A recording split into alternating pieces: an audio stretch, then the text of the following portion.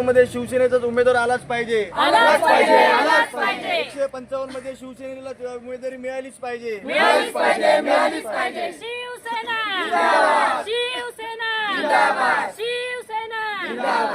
पण आम्ही पूर्ण मेहनत केली की ही सीट शिवसेनेची आहे, पण त्यावेळेला पण ती सीट RPIच्या अर्जुन डांगळे गटाला सोडली आणि त्यांनी मग धनुष्यबाण घेतलं आणि मग आम्ही सर्व शिवसैनिकांनी मेहनत करून त्यांना निवडून दिलं. आणि आत्ता पण जर तसंच होत असेल, शिवसैनिक दिवसरात्र मेहनत करतात, पदाधिकारी मेहनत करतात आणि एक अशी व्यक्ती पुन्हा आमच्या डोक्यावर लादली जाईल ज्या व्यक्तीने मागच्या 5-6 वर्षात प्रत्येक शिवसैनिकाला, प्रत्येक कार्यकर्त्याला आणि स्थानिकांना जेवढा त्रास दिला आहे, त्याच्यामुळं संपूर्ण माहूलपासून लालडोंगर, सुमननगर या सर्व स्थानिक लोकांचा रोष आहे की जी व्यक्ती आता शिवसेनेत काल प्रवेश घेतला आहे त्या व्यक्तीला इथून तिकीट मिळू नये.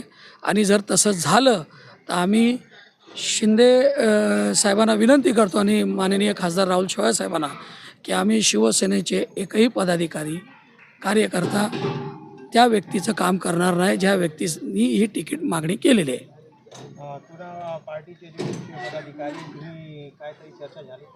नाही, माझी चर्चा झाली.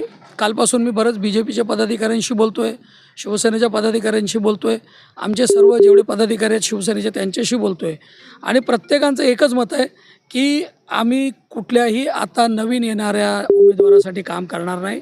ही सीट आमची आहे, शिवसेनेची आहे, शिवसेनेचा बालेकिल्ला आहे आणि शिवसैनिकाला जर ही सीट दिली तर 100% आम्ही ती निवडून आणू. आणि भाजपाचे जे कार्यकर्ते, पदाधिकारी आहेत ते पण याला समर्थन देत आहेत, RPIचे जे पदाधिकारी आहेत ते पण समर्थन देत आहेत की आपल्याला आता आयात निर्यातवाला कोणीही व्यक्ती इथे पाहिजे नाही. जो कोणी असेल तो आपला स्थानिक असेल, आपला पदाधिकारी असेल, भाजपाचा असेल, RPIचा असेल, शिवसेनेचा असेल, आमची तिघांची एक युनिटी आहे आणि एकत्र मिळून आम्ही काम करणार. आणि जो कोणी जर इथे आमच्यावर लादण्याचा प्रयत्न कराल तर इथे शिवसेना, BJP आणि RPI तिन्ही पक्षाची लोक हे त्या व्यक्तीला विरोध करत आहेत आणि त्याचं आम्ही कुणीही काम करणार आहे असं ठामपणे सांगतो. काय सांगणार जो व्यक्ती BJPमध्ये त्यांनी प्रवेश केला आहे त्याला उबाटातून अक्षरशः मातृश्रीने त्याला हाकलून दिला आहे. कारण की ते उबाटावाल्यांनी त्याला विरोध केला की हा आम्हाला नको आहे, कारण की ह्यांनी गेल्या 5 ते 8 वर्षामध्ये कधी विभागात फिरला नाही, काय नाही. आणि त्यांनी लॉकडाऊनमध्ये तुम्ही फक्त घरात बसून तो राहिला आणि तो कुणाचाच नाही आहे. तो गेल्या वेळेस पण त्यांनी 17ला तसंच केलं, काँग्रेसचं ऑफिस टाकलं होतं आणि आत्ता पण त्यांनी तसंच केलेलं आहे. म्हणजे हा फक्त बेडूक उड्या मारतो हा श्रीकांत शेट्टी, हा कोणाचाच होणार नाही. आणि ही जी सीट आहे 155ची ही 100% महायुतीची आहे आणि ही विनिंग सीट आहे. जर श्रीकांत शेट्टीला तिकीट दिलं तर आमची उपशाखा प्रमुख, गटप्रमुख आहेत, संघटना आहे आणि आपले अंगीकृत संघटना आहेत, त्या श्रीकांत शेट्टीचं काम करणार नाही. कारण की ह्याने आजपर्यंत एकही गल्लीमध्ये कधी कुठं फिरला नाही, काय नाही. हा फक्त लोकांची घरं तोडायची, लोकांना RTI मारायचा. आज SRAला विरोध करतो. एवढा मोठा प्रोजेक्ट लवकरात लवकर 2017 चालू झाला असता, पण त्या माणसांनी RTI मारून हा प्रोजेक्ट त्यांनी थांबवला. कारण की तो व्यक्ती कोणाचाच होऊ शकत नाही.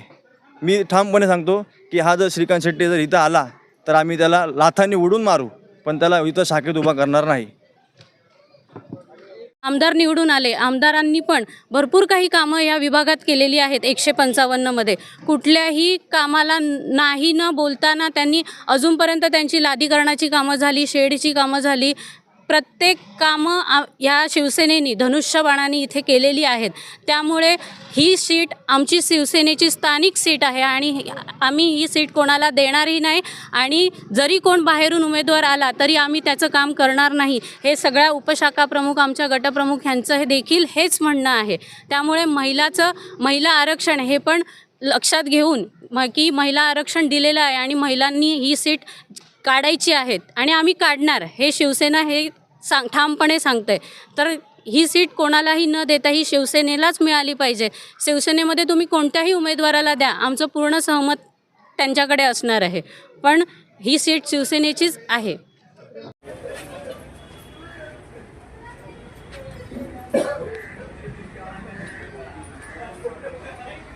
दूसरा